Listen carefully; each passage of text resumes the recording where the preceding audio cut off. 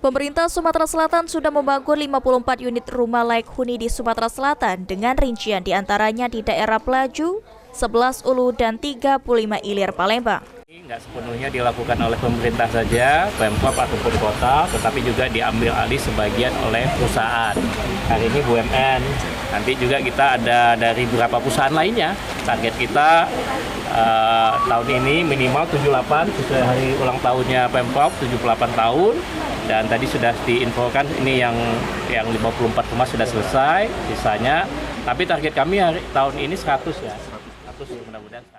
PJ Gubernur Sumatera Selatan Ellen Setiadi mengatakan, rumah layak huni merupakan bukti kepedulian dan kehadiran pemerintah di tengah-tengah masyarakat.